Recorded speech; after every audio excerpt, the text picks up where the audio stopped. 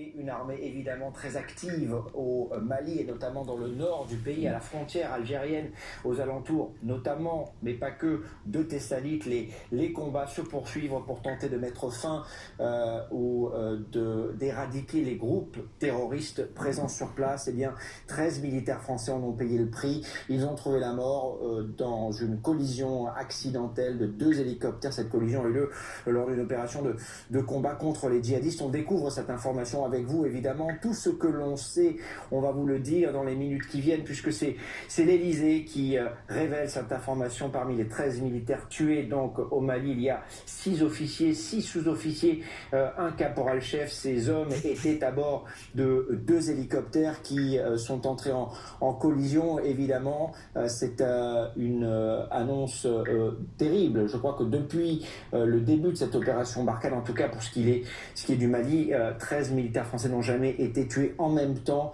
donc dans cette région. Encore une fois, on va revenir sur ce que dit précisément le chef de l'État, Emmanuel Macron, qui réagit évidemment à cette terrible nouvelle, la mort de 13 militaires français qui sont tués au Mali, qui sont morts lors d'une collision de 2 hélicoptères.